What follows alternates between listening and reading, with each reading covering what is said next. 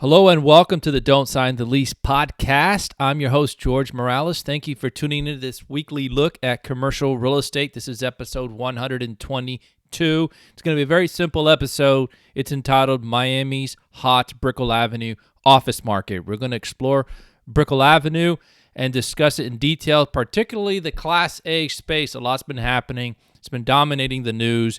It's been leading the charge in commercial real estate down here in South Florida. Brickell Avenue is our subject today, so we're going to break down the numbers and really get into the weeds. So I hope you enjoyed today's podcast. It's very timely. We have some major office towers hitting the office market for sale, and so figured it would be a great time to talk about Brickell Avenue. Before we get too far down the road, we've had a rough go here in the South Florida real estate community. We want to offer up our condolences and prayers for the Adler family. We've been praying for them and my family this week. They had a tragic loss this weekend.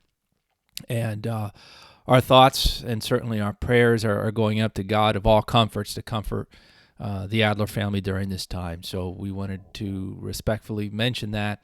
And it's been difficult. I can't imagine for them, for the entire community down here who know the Adlers. So thoughts and prayers. May God's mercies be with you all during this time. We're going to get right in to the podcast. Want to give you a few reminders. First of all, if you haven't already connected with us, please consider going to don'tsignthelease.com if you want to learn about commercial real estate. This is really the main source for this podcast. You can get a hold of both the podcast is here. You click show, and you've got a backtrack of all the podcasts that we have put together here. If it works, there it goes. Okay, you see the latest episodes are uploaded here. If you go back to some of the earlier episodes and look at these dates, they go all the way back to September of 2017. The earlier podcasts were interviews, and we're looking to bring some of those back, so bear with us. Trying to line that up. But you can learn a lot. Those are long-standing interviews. And then, of course, I encourage you, if you want to learn more about commercial real estate, get a copy of Commercial Real Estate Office Leasing. It's a tale of tenant representation, commercial real estate explained and applied for business owners and realtors.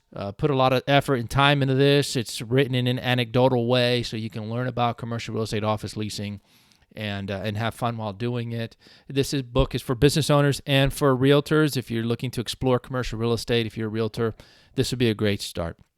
We're also going to introduce, after we discuss Brickell Avenue, we've got an article to look at.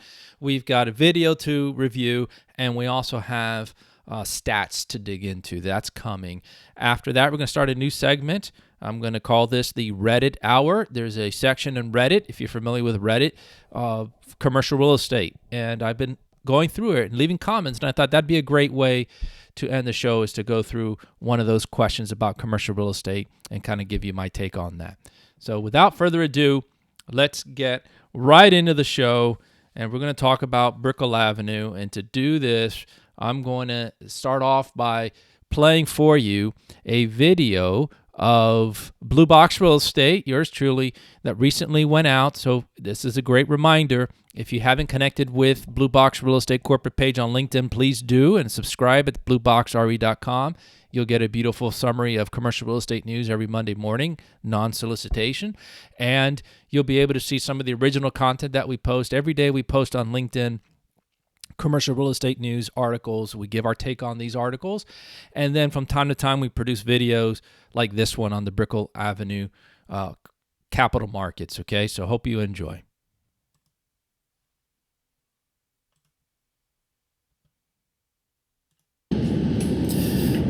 Hi there. Do you have an extra $500 million to spend? Well, if you do, and I may have just limited the audience here of this video, if you have $500 million to spend, then I can think of no better way to spend it than the building right behind me, 701 Brickell Avenue. You see, Nuveen Real Estate has just listed 701 Brickell Avenue, the 685,000 square foot Class A office tower. It's been a staple in the Brickell market since it was developed in the 80s. They've just put it on the market through JLL. Great folks. at $500 million a square foot. Now, the building's 90% leased, and the quoted rates, according to CoStar, are $140 to $170 a square foot. So we've talked a lot in the past about Brickell Avenue office rents approaching and breaking the $100 mark. Listen, you want to be in a trophy tower like 701 Brickell? It's going to be $140 to $170 a square foot. Now, this is the second tower that Nuveen has put on the market. Last year, they closed the tower right next to it, 801 Brickell Avenue, 415,000 square feet. That sold for $250 million. Now, if we backtrack a year before that, late 2022, 1221 Brickell Avenue sold for $286.5 million to Citadel Ken Griffin's group. So we've seen a slurry of sales amongst the Brickell Class A towers. Now, you might be saying, $500 million is quite not enough to excite me. Well, let's go to 1000 Brickell Bay Drive, 297,000 square foot Class A tower. That building, along with the adjacent Yacht Club Apartments, is on the market for $650 million. There you have it. You want to buy a trophy tower in Brickell? You can spend $500 million, or you can spend $650 million. That's the going price right now to be on Brickell Avenue. And office tenants, if you were thinking, hey, we're going to wait this out because we think that the rates are going to edge back down, think again. What happens when a building goes from $172 million, which is when Nuveen bought 701 Brickell Avenue in 2002, and I know there's some folks listening to this, maybe you weren't even on this earth in 2002, but Nuveen's owned this building for 22 years. They bought it for $172 million a square foot. Think about the real estate taxes and the windfall that the city of Miami is going to have when this building trades at or near that $500 million mark, which I believe it will do. You're talking about a 3x of real estate taxes, which is going to bump operating expenses. I've heard of stories in some cases in recent trades where real estate taxes went from $4.50, $5 a square foot, up to $11 a square foot. Property insurance anywhere from $3 to $5 a square foot. You add the electricity, the management agreement, janitorial, landscaping, etc. Operating expenses on Brickell are approaching the mid-20s to upper 20s a square foot. So you wonder why your rents keep going up and up and up. It's not just landlords trying to keep up with the Joneses. It's because the cost of operating the buildings, the real estate taxes are going up. Now, I would love for someone from the city of Miami to maybe join in on this video cast. I've got a podcast that you can listen to on commercial real estate called don'tsignthelease.com. So go visit us there if you want to hear more about commercial real estate. I'd love to interview a city official from city of Miami and figure out what's happening with the windfall of tax revenue that's been coming in as all these new properties, both land and buildings. Think of the Villa Magna site, $336 million for a 2.5 acre site on the water. What's happening to all that tax revenue? Where is it going in terms of improving our schools, improving our roads? How about the infrastructure? How about mass transit or the technologies? I'm sure it's being taken care of, but where is it? Love for someone to comment from City of Miami. Let us know what you're doing except for building a bridge over to 395 with all the added tax revenue. So again, you have $500 million or $650 million. Here you go. A couple of opportunities to spend it on Brickell Avenue. Thanks for this quick video cast on the Brickell Avenue capital markets. Things are heating up, Miami. I expect more to hit the market, subject to these buildings hitting the high water mark. Please visit us at blueboxre.com if you're an office tenant on Brickell. We can help you navigate throughout these high operating costs and high times and help you find value amidst the Miami hot market of Brickell Avenue. Yep. Contact us, blueboxre.com. I'm George Morales, founder of Blue Box. We hit 7 years, praise God. Yes. We'd love to talk to you. Have a great day. All right, so let's pause that and get out of this screen.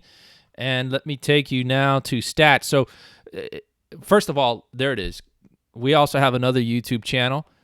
Please do this. Couple things. Call to action. Subscribe to this channel so we can keep pushing these podcasts out, and subscribe to the Blue Box Real Estate corporate page channel as well. So we've got two channels for you. One, we're doing these quick video takes, and two, we're doing this podcast, and we have some other shorts that are coming explaining key terms of commercial real estate. But we discussed a few things there pertaining to Brickell, and now I want to kind of take you into the weeds of Brickell Avenue and talk about why I believe 701 Brickell Avenue, which is on the market for $500 million, is going to get at or near that number. And folks, frankly, I wouldn't be surprised if they eclipse that number. I wouldn't be surprised if there's a bidding war. You know, there's been institutional funds that have been sitting on the sideline the last year or two, waiting to find an opportunity like this. And I believe that we're going to set a new high water mark, probably well over $700 a square foot for this building. We've been in the 600s already, 1221 Brickell and 80 Southwest 8th Street. Before that, sold for over $600 a square foot. What will 701 sell for if those sold for over $600 a square foot? You know, just the land cost alone, if you applied Ken Griffin's Citadel purchase of 2.5 acres for $336 million, 701 is worth far more just on land cost alone. But you're not going to buy that to tear down an office tower that's been recently renovated and is one of the top 4 buildings in town. So let's next look at the stats so that you have a picture of what's happening on Brickell and why I believe that 701 Brickell is going to set a new high water mark for the Brickell Avenue market, and why I believe these rents are here to stay. So I'm hoping there's some tenants that are office tenants that are listening to this, and certainly contact us. We've got multiple ways to find us here through all the links listed below, but contact us because it's going to not be an easy go for tenants. Rates are just going to keep escalating. I don't see a retrench of rents. Here's a picture of what's happening year to date for Brickell Avenue, Class A. Now, I've got Class B in here just to give you a little bit of a perspective, and I see that I'm kind of, my head's hiding a little bit. There it goes. It's $64.99 for Class B, but you don't want to do that. I'll explain in a second. When it comes to Brickell Avenue, it's literally all about Class A. If you're going to go to Class B, go to Coral Gables, go to the Grove, go to downtown. You're going to get better value. You don't want to be in a Class B building. On Brickell, why? They're older buildings, sometimes built in the 70s, very small lobbies, no amenities. Just for your brand and for your market, you'd rather be in a Class A building at that same price or less. That's going to be better for your firm, your staff, for your whole business than going from a Class A building to Class B. Whenever I have tenants in Brickell, as these rates have been skyrocketing, I show them Coconut Grove or I show them Coral Gables. We don't look at Class B. I suspect that majority of this Class B, in a year or two from now, it'll go from 1.8 to 1.5 to 1 million because these buildings are going to get knocked down. The land is too valuable for a 50-year-old building that's not getting good rents. So forget Class B when it comes to Brickell Avenue. Focus on Class A. There's over 5 million square feet of inventory. I'm tracking about 14 buildings right now. There's 15, I think, or 16 or 17 that CoStar tracks. And yes, by the way, these are all, thank you, courtesy of CoStar, these inventories. But you really need to break down CoStar's numbers. There's 14.24% vacancy, and the average rental rate for Class A is $118.46 a square foot. If you can believe it, that is the average. And that is the average of Class A. And you'll see what I mean by that. That's a tale of two stories. When you look at Brickell Avenue, since 2001 or 2020, Q1, so since the start of the pandemic, Class A vacancy has actually now decreased 18%. Now, if you looked at this even 60 days ago, it was actually slightly above, but there's been a slurry of activity lately, thanks to 830 Brickell Plaza primarily, that's been dealing and wheeling and dealing all the major leases in the market have gone there, despite the fact that they're asking an astronomical $200 a square foot. Class A rental rates. Now, this is where tenants are really feeling the pinch. Q1 2020, so 4 years ago, Class A rates were $54.13 a square foot. And they sure were. You had a case where 830 Brickell signed a huge lease with WeWork and then came back and bought them out because the market doubled. And so they paid penny for penny, is my understanding, allegedly, to get WeWork out of the way so they can turn around and lease it for double. And that's what they did. So Q1, just 4 years ago, folks, you could have done a deal in Brickell for the mid-50s, and today it's now 118. That's a 119% increase. That's huge. That's huge. New supply, 830 Brickell Plaza. That's the only new building built here since the 2008, 9, 10 season, the Great Recession. And it was a perfect timing. They came in. there was nowhere else to go for these large users as everyone was fleeing out of the Northeast, out of New York or Chicago. They had to go to 830, so they were the beautiful landing spots, and several office buildings are announced. Now, as I stated, when you discuss Brickell Avenue, forget Class B. We've already stated that. But of the 14 office buildings that we're tracking that are Class A, of the 5.1 million, 4 of those we would classify as Tier 1, premier Class A buildings, okay? Tier 1, the top of the top, the creme de la creme. There's 4 of them. And let me show you what I mean by that. And look at the tale of two tapes here on the next slide. Really tells you a different picture. All right, Tier 1, Class A, year to date. These are the 4 buildings. 600 Brickell, 701 Brickell Avenue, 830 Brickell Plaza, 1450 Brickell. Now, what do these all have in common? Now, if you notice, look at their inventory size. They're all over 600,000 square feet. 701 is the oldest. It was built in the 80s. However, it's been recently renovated within the last 2 years. $30 million went into it. It's on the east side of Brickell. It's been the predominant player. It's the leader of the pack for 30 years until 600 Brickell and 1450 Brickell were built 10 years ago. Well, it's been more than 10 years, I guess, since the Great Recession. And then 830 Brickell Plaza, which is the latest and greatest. But look at when you isolate these 4, when you isolate the top 4, Class A Tier 1, look at how the numbers change. Look at the vacancy rate. The average vacancy now between those 4 is under 7%, single digits. The average rental rate is $144.33 a square foot between those 4 buildings. So you see, folks, if you want premium space in Brickell, you're already at $144 a square foot, and there's hardly any of it. Look at that. I mean, 600 Brickell has 76,000, 701, 64,000, and so forth. There's only 1 or 2 full floors left if you want premium space. My understanding is that 830 Brickell Plaza, that last 23,000 feet, that they've got deals in place, it's yet unannounced, but deals in place at allegedly near the $200 a square foot mark, and they have several takers for it. And so when you talk Brickell Avenue, you really need to bifurcate the market to the Tier 1, which are these 4 buildings, 600 Brickell, 1450 Brickell, those 2 were built in the last cycle, 830 Brickell, the latest and greatest, built today. Hopefully, they're pushing the CO of that building by year end or before, so that you can have all these move-ins, and you're going to see a massive uptick in positive absorption when that takes place. And then 701 Brickell, which has been the leader of the Brickell Avenue market and a staple in Brickell. And so you've got under 7%, $144 a square foot. Look at the rest of the 10 buildings that comprise the Class A market when you just isolate them.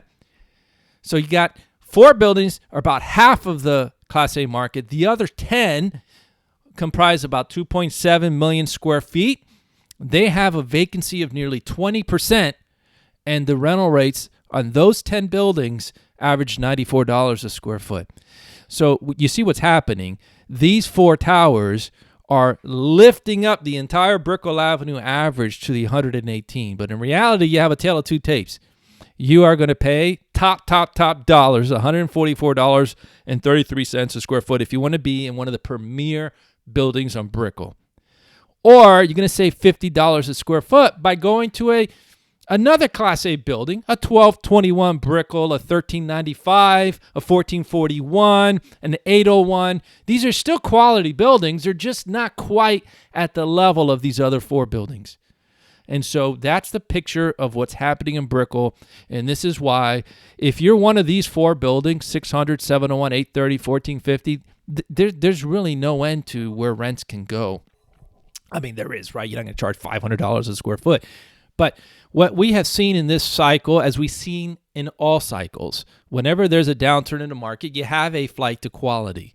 And what that means is simply tenants go towards quality buildings. Now, usually when that only happens in a down market because Class A rates come down, they're compressed, and they really, I'm trying to get my hands lined up here to the camera. They compress down to where Class B rates used to be. So for instance, and I think I've said this last time, during the Great Recession, we were leasing space at $50 a square foot. A year later, we're leasing space at $35 a square foot. Well, guess what? If you're at $35 a square foot, that used to be the Class B rate. And now when your lease expires, you're thinking, wow, for the same monthly nut, I can go to a Class A building. So you have this flight to quality. So usually when the rates come down in a down market, a lot of Class B tenants upsize and they go to Class A space and like, hey, I've already got my budget set. I can afford this. Why not go to a better building? And that's what happens. But that's not the case this time because look at these rates. They're up 119% since in the last 4 years. But because of the work from home strategy, because folks are saying, instead of 10,000 square feet, I could live with 5,000 because I've got people working on Mondays and Wednesdays and Fridays from home and so forth. Why not keep my same monthly budget but take less space and go to one of these premier buildings? And that way, when folks do come in, everybody feels better. I've got gyms, I've got conference centers, I'm in the premier building, and that's what you're seeing happening. And that's why you look at these 4 buildings, this is what's happening. Class A tenants have downsized and moved into these 4 buildings. You've got folks coming from New York, they're moving into these 4 buildings. These are the leaders of the Brickell Avenue market. So if you can get your hands on one of these, you are sitting pretty. You're sitting there for the next really 4 to 5 years, and nothing's going to slow that momentum down, God willing, of course. But why do I say that? Well, keep looking. Let me scroll down here. All right. So Tier 1 Class A accounts for, if you can see this here, 50% of the Class A market. This is where the action. This is where you want to be. If you're going to buy an office tower, you want to own one of these 4, and that's why I think 701 Brickell is going to just smash the charts with the sale. Secondly, look at the new supply that's been announced. So you're under 7% vacancy if you want to be in one of the premier buildings on Brickell, and that's why you're paying the price. If you want to be at the top buildings, you're going to pay the freight. Otherwise, you can go to the rest of the Class A. There's plenty of space, 20% vacant. But look, new supply announced. We have 4 office towers that have been announced. And we're going to read an article from The Real Deal that is just on that subject here shortly. You have 700 Brickell that has been announced. Now, 700 Brickell is a property known as One Brickell City Center. It is a partnership or conglomerate of The Related, which is Stephen Ross, who owns the Miami Dolphins out of New York, and Swire Realty, who built Brickell City Center and owns half or all of Brickell Key. They're a huge group out of the Southeast Asia, I believe. Don't quote me on that. And they have announced a 1.4 million square foot office tower to be built at 700 Brickell Avenue. Those of us in the Brickell Avenue remember that beautiful site was Northern Trust and the Miami Today building. How many of you remember that I just bring a flashback of that beautiful 2-story brick mansion that was the Miami Today building? And that was one of the last remaining Brickell Avenue millionaire mansions, and it was such a shame. I'm sorry, Swire, but it was such a shame when that building traded to Swire. I mean, literally, trades on a Wednesday. By Wednesday of the next week, it seemed like the building was gone. They demoed it to the ground, and I mean, I think I even shed a tear when I saw those bricks sitting there on the ground. It was a beautiful building, and there were folks who submitted to try to classify that as a historic building. But that's what Miami does best. We destroy history. We build on top of it, unfortunately. But that's a 1.4 million square foot site that they're going to build an office tower. The next one, 848 Brickell Avenue. This is a property owned by Keystone.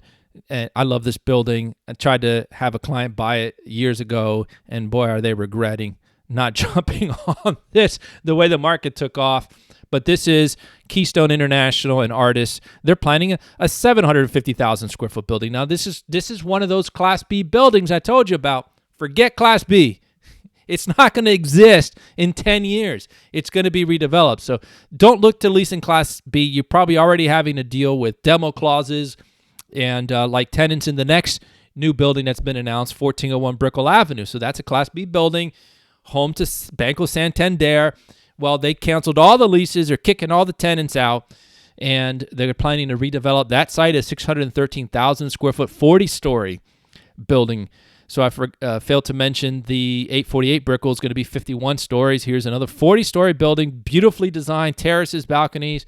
Now, well, let's go on to the next one. And then the fourth one that's been announced is 1201 Brickell Bay. And I apologize, my handwritten notes are not in the same order as your screen. But 1201 Brickell Bay, if you're familiar with what's been happening in Miami and Brickell, Ken Griffin of Citadel purchased this site for $336 million, 2.5 acres. And this is where he plans to develop an 800,000, it's 800 to 1 million square feet. I couldn't find the total square footages in my due diligence for this podcast, but I thought I saw somewhere 800 to 1 million square foot tower. It's going to be mixed use. It's not just going to be office, but a massive office project that is going to be built right there on the water. That's the last piece that remains on the water. Now, as I highlighted in the video, for $650 million, you could buy 1001 Brickell Bay office tower in the sister building, the Yacht Club. And probably whoever buys that is going to knock down 1001 Brickell Bay. I don't even list that under Class A. It skews the numbers. They're still asking $50, $60 a square foot, but nobody there has long-term leases. Everyone has demo clauses, and the full plans are that building is going to come down. So forget that building. That's why we have 14 buildings in Class A. So the question is, you add all this up, this adds up to almost 3 million square feet or so, or over 3 million square feet of announced Class A space. Now, you're talking about a market of 5 million square feet. So let's just do the math. There's 2 million. Yeah, 3.5 million square feet nearly doubles the supply if all these actually deliver. Now, folks, if all these deliver at the same time, that will crush the market. Then you will see a retrench of rental rates. I don't believe all 4 of them. I don't think the brokerage community believes all 4 of them are going to get financed and built because of anchor tenants. I think 2 of them will be built. And I think if I had to guess, the 2 that will be built are the last 2 on this list, and that would be 1201 Brickell Bay, because Citadel needs space. They have 2,000 employees to house, so they can probably build it just for their needs and take half of it, move family and friends over, and fill up that building.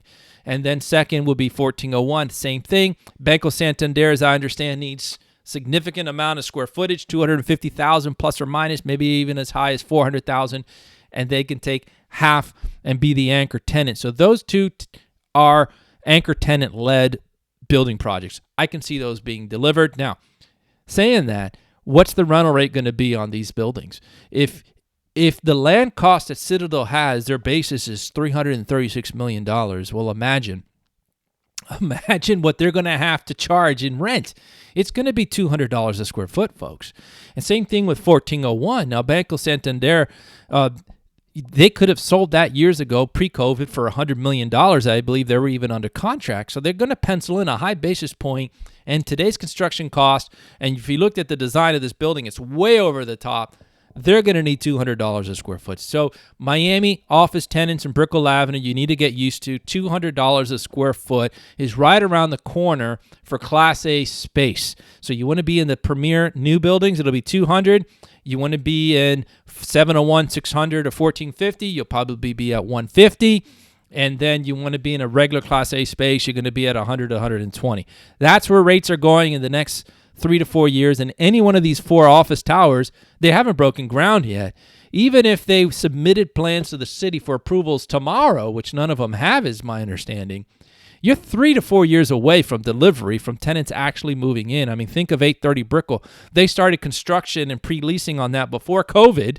Granted, we lost a year because of COVID, but here we are 5 years later, and they're still trying to get their CO. So we are 5 years most likely from any one of these towers hitting the Brickell Avenue market. That's your runway, folks. That's why 701 Brickell Avenue is going to break the bank, because any rollover tenants who were paying in the 50s and 60s when they renewed in the teens, right? They were 17, 18, 19 renewals. They signed 5-year to 10-year deals. They're not going to have double of rent. Where are they going to go? Where are they going to go? Why would you leave 701 Brickell and go to one of your competitors and pay the same rate? So you're going to stay and renew at double the rent, probably in the 115 to 120 foot range.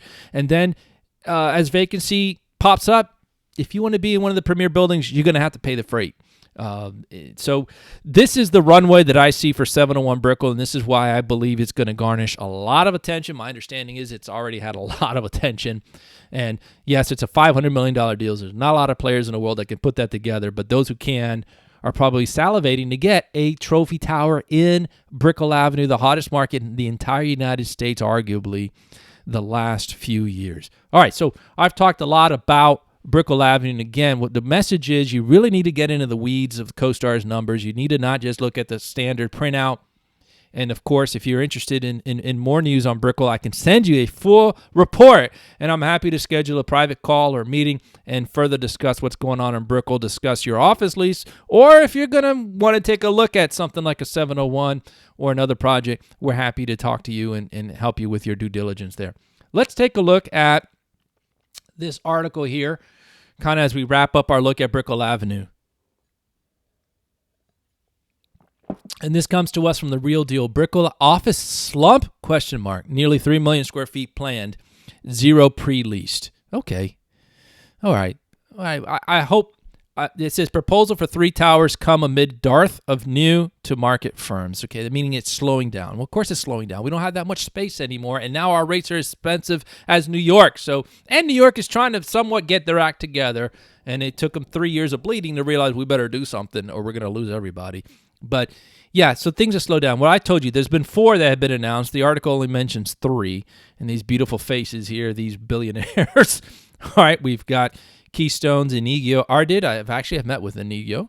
You got Stephen Ross, Timothy Waynes of Banco Santander, and Swire Properties Henry Bott. Those are the 4 beautiful faces here. As Miami's Brickell Avenue became the epicenter of South Florida's office leasing flurry the past 4 years, developers jumped into an area with plans for 3 towers that would add 2.8 million square feet. Now, I don't know which tower they're missing, but they're missing one of these towers.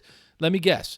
They're missing... All right, let's see here. We've got Banco Santander, that's 1401. You got 848. You've got 701. Oh, they're missing Ken Griffin's tower. So we need another picture here, folks. Mount Rushmore needs to have Ken Griffin right there to complete this story. But that's okay. We'll forgive them. Let's keep going. The influx of out-of-state companies signing major leases, it's hard to believe, that they missed that, right? They're talking about influx of folks coming in town. Well, Ken Griffin literally came from Chicago and bought 1221 Brickell Avenue for $286.5 million, and then he bought 2.5 acres for $336 million to build his office tower of his dreams on Brickell and on the water, and they missed it. All right. Experts say that 30 to 40% of office space has to be pre-leased before a lender will provide construction financing. To achieve strong pre-leasing, it requires a couple of firms signing about 100,000 square feet each. And the source of the article is my friend Bob Orban. Shouts to you at Cressa, good guy and good group. So he says you can't get that in today's market, meaning you're not going to get 30 to 40% pre-leasing or 100,000 square foot tenants in today's market. I don't think all of these will be built, and I agree with Bob. Steve Ross's related companies and Swire Properties were first to jump on the Brickell Avenue development wave. In 2022, they revealed plans for nearly 1,000 square foot tall One Brickell City Center with 1.4 million square feet at 700 Brickell Avenue and 799 Brickell Plaza. In more recently filed proposals, the Ardid family's Key International and Banco Santander each want to replace their existing office buildings with taller towers. The Ardid proposes a 51-story 848 Brickell with more than 750,000 square feet of offices. And Banco Santander wants to build a 40-story Santander Tower, 613,000 square feet of offices at 141 Brickell. Listen, you need to look up these buildings. They've been beautifully designed, and I'm happy to send it to you. Yet another project. There it is. Okay, they got it. So why isn't there 4? Yet another project. So this is project number 4. Ken Griffin's planned tower at 1201 Brickell Bay Drive will be largely headquartered for his Citadel and Citadel Securities, though it's expected to have some offices for lease. Construction hasn't started on any of these projects, except for the demolition of existing building at One Brickell City Center site. That was the Northern Trust Bank building, and of course, years ago, they demoed the beautiful Miami Today office building or house, brick house. It was beautiful. All right, Market Post. Over the past year, only Apple signed a major lease, 42,000 square feet in Coral Gables, according to CompStat, which crowdsources its data from deals reported to a database. Well, listen, Sorry, Apple. I represented a medical center that we signed 43,000 square feet earlier this year. It closed a couple of weeks ago, praise God, in Hialeah. But I guess Hialeah doesn't count as Miami for the real deal. That's okay. That's okay. I'm happy to be under the radar. Most of the rest of the leases for big blocks of spaces were either renewals without expansions or companies moving their offices, leading their former spaces to be vacated, according to Comstack analysis by The Real Deal. The few exceptions are Miami-based IT and security software management company firm Kaseya, leasing 101,000 square feet. We covered that last week. In downtown Miami earlier last year, also MSC Group took 130,000 square feet at Miami's Overtown neighborhood, though the cruising cargo shipping company bought the space and is consolidating its Broward and regional offices there. Assurant and Digital Bridge moved within South Florida. There's another kind of quiet deal that's floating the market, and no pun intended, and that's Carnival Cruise Line, and they have put their headquarters space in Doral on the market. I want to say it's like 28 acres, so it's probably more of a redevelopment, but they're going to need some major square footage because they've got 2 office buildings there that, as I understand, they're vacating. So where are they going to end up? Nobody knows, but it's most likely going to have something built, or they're going to take some of the vacancy in Wynwood or pull down some space near the port. So probably put a polygon search between Brickell Avenue downtown and Wynwood, and somewhere in that vicinity is where Carnival is going to end up. So look for that. All right. The smaller tenant makeup is a little bit more confident in their decision making, whereas corporate America is still trying to figure out what they're going to, how they're going to deal with hybrid work from home environments. And Greg Martin of Avison Young. This doesn't bode well for the Brickell office projects. They really need an influx of major out of market users coming in, saying, I want 60,000 square feet and I'd be happy to take it in 2027, said Bob Orban. Now 27 is too tight. There's no way these buildings will be built in 3 years, so it's probably more like 29. Complicating the matter is that Miami traditionally hasn't been a pre-leasing town. Now, I don't think we could say that anymore. I really don't. 830 Brickell, it's going to be 100% leased before they get the CO, so that's done. Miami is on a different level now, and I think we got to get used to that. I think it's going to be a matter of whoever is the first to break ground and start guaranteeing occupancy, I think you're going to do very well. Second one will do good. You don't want to be the third one. You don't want to be the fourth one. So I think the market can handle 2 of these, especially Citadels and Banco Santander's, and lo and behold, they're kind of next to each other on the southern end of Brickell. And I think that's what's going to happen. All right, look, there's more to this article. The article goes into new chapter repeating itself. And let me summarize. Back in 2008 and 10, we had 3 office towers, 2.5 million square feet, hit the market at the same time as a Great Recession. 2 on Brickell, 1 in downtown. One of them, 600 Brickell, ended up just shelling the project. They decided, nope, we're going to pause it. So literally we had a vacant, the building was topped, and it had glass on the, I want to say the west side, and no glass on any other side. It was just in shell condition, and we all thought a hurricane's going to come and blow this thing down. And it sat like that for a couple of years. 1450 then was the main benefactor, and they absorbed all the deals of Brickell for about a 2-year period, but they were cutting deals. I mean, they were giving massive amount of TIs, which the market had never seen before. They were giving massive amount of free rent and lowering the rates. I was doing the head leasing for Courvoisier Center for Tishman Speyer during those days, and it was hard to compete with a brand new building when they were giving away better deals than what we could compete with as an existing building. So for about 2 years, they sucked up all the buildings. And then you saw the domino effect of Greenberg Traurig left 1221 Brickell, and they went to the Wells Fargo Center. And though you just started seeing all this bantering back and forth, tenants just had a flurry chasing deals. Unbelievable. And then finally, 600 Brickell, maybe towards 2011, reintroduced the market and filled up. So 600 Brickell probably had the best strategy because they missed that competitive environment of giving away the massive amount of TIs and free rent and lowering your rates. They still gave huge incentive packages, but by then the rates are creeping towards back towards 50, into the 40s at least. So they probably did better. But that's what this is capturing. That at the time, 1450, 60% leased Wells Fargo, 40% lease. 600 had scored no leases. This is during the Great Recession. And it really caved the market. We went 30% vacancy overnight when these buildings hit the market. It was tough. Look, like I said, I was leasing $50 a square foot all day, thereabouts. And then a year or two later, we were happy to do $34, $35 deals, and we were chasing them hard. And so is that going to be repeated? I don't think so. I don't think this go around that'll happen.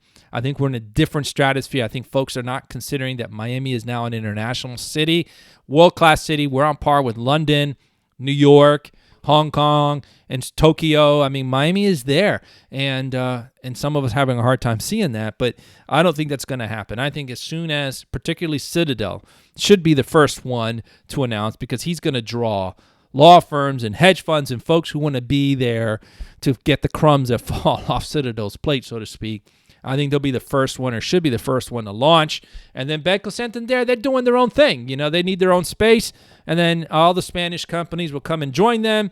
And I think those two buildings will get built and do well. I'm looking forward to that. So that's that's our in-depth look of Brickell. And if you want to get more information on Brickell, I've got a full quarterly report that I'm happy to send you. Please PM me, send me a note. Very easy to find me. Go to blueboxre.com or jorge.morales@blueboxre.com. That's my email, but you'll find it on my website, and we'll find a way to get you a beautiful report. Also, reminder that a lot of these things I've discussed in these 5-6 minute video clips on the Blue Box Real Estate channel. But we've got a new segment. And we're going to entitle this is our Reddit CRE questions.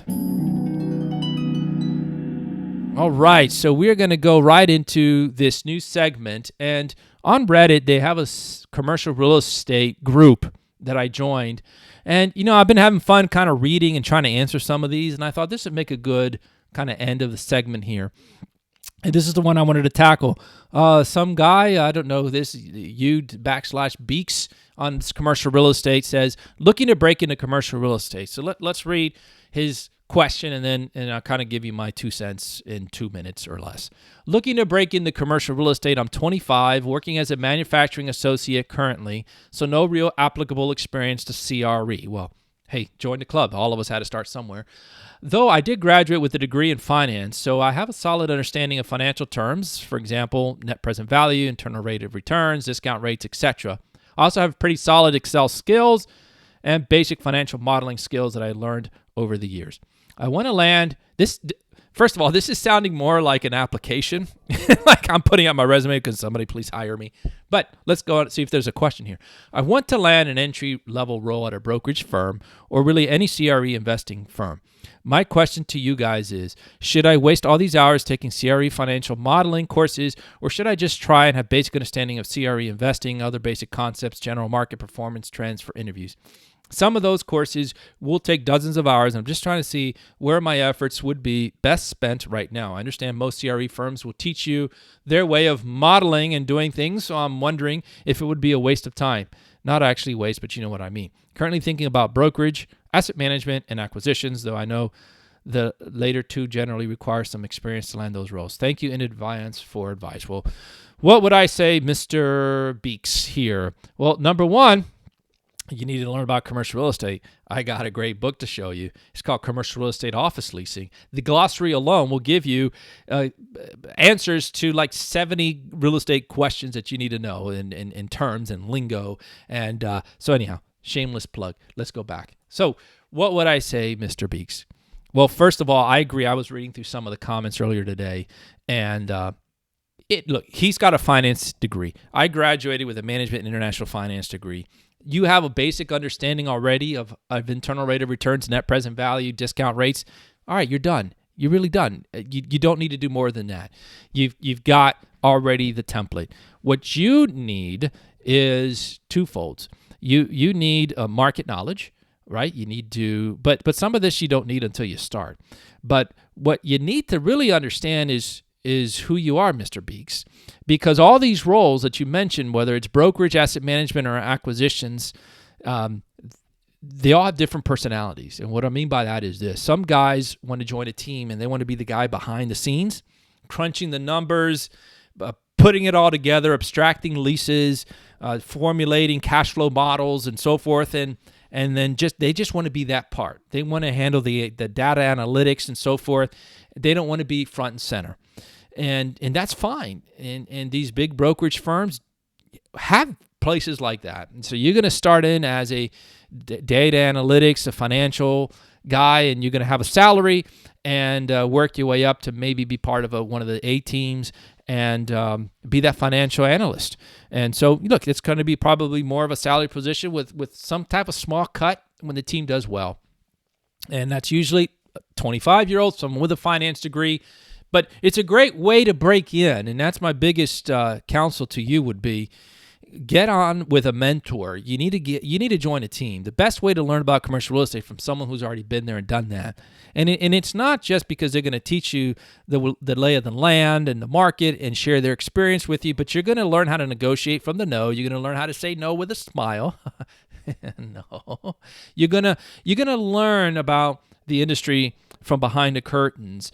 And then secondly, you're going to be associated with them.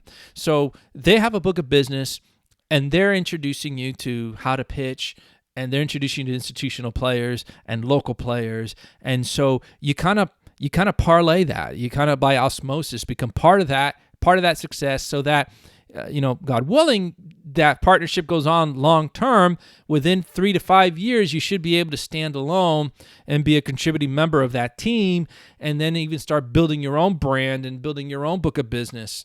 So, number one, find a mentor. Whether it's a national firm or a local brokerage firm, find a place that will take you under the wing, a successful team that says, look, we can use you and we can invest in you, but we want you to be here long term. So please also, I've been on both sides of that.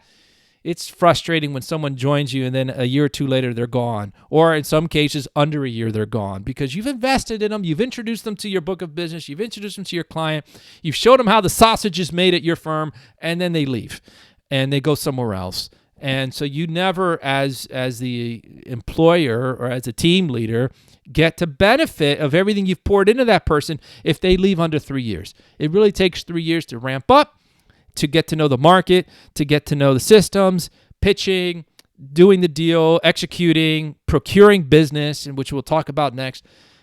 So then when you're finally up to speed and you're finally productive, then you leave, you're crushing that team and they've got to start all over again. So don't be one of those guys, okay? Go be there for years, plan 5-7 years and build your brand. You're still young enough at 25 where frankly, this is probably between age 30 to 60 is your prime years. And I would even say 40 to 60, because by then you've had 10, 15 years experience in a book of business. And then you don't have to draw as much from new business. You can just keep working your clients. Now, along those lines is you can't get past the hustle. You can't get past learning how to procure business. So I don't care what you go into. If you want to be in commercial real estate long term, then you better learn how to procure business. Otherwise, you're always going to be seen as that entry-level data analyst, financial cruncher. And I got to tell you, those guys are usually in their 20s, guys or girls, and they come out of college and they're paid salaries, and there's only a certain amount of income available for that position in a team.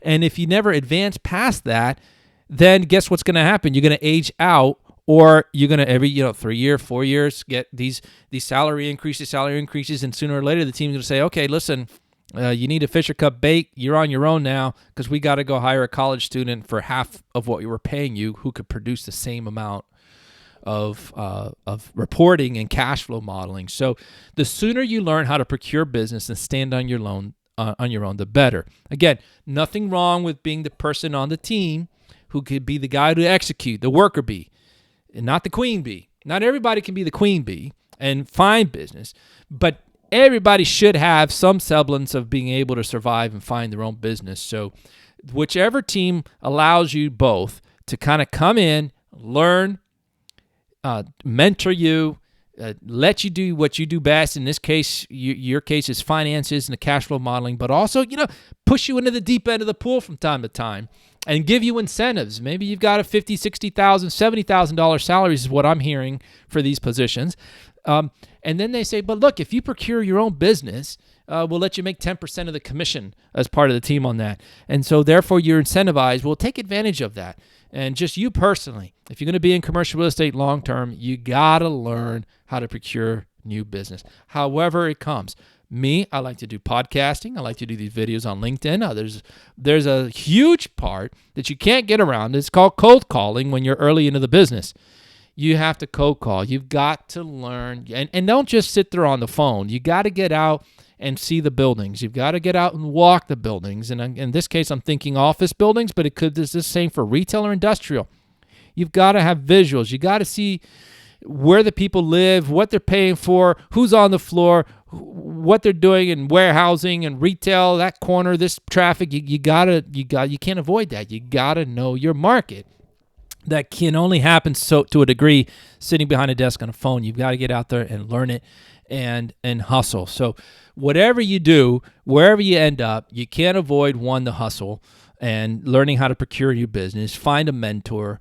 And the fourth, if I really haven't really itemized these, but just as important, fourthly, is you need to, I just drew a blank. I had a mental breakdown here. What is the fourth one? You got to know the market. You got to get a good mentor. You got to invest in learning experience and hustle and getting out there.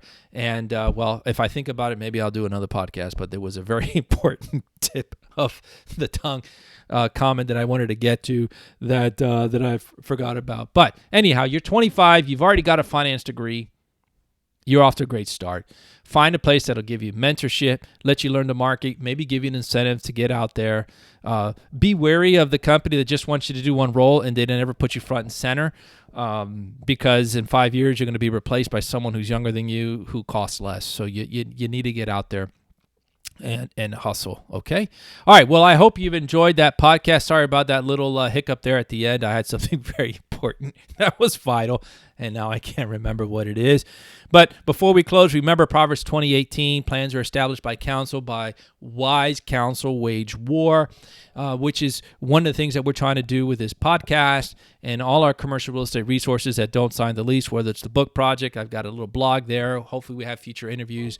We want to be able to help you be part of that decision-making process. Certainly the best way would be to bring us on in and engage us as your tenant rep advisor, your landlord advisor, or any advisory role on commercial real estate, and we can help you put a real estate strategy that will work for you and your business, your firm, your property. But if we don't get that far, if the farthest we get is you subscribing to this channel and learning from these podcasts and learning from the different resources we have, well, thank you so much for letting us be part of your world. And until we talk again, hope you have a wonderful, wonderful weekend and week. God willing, we'll see you next week for episode 123. Good day.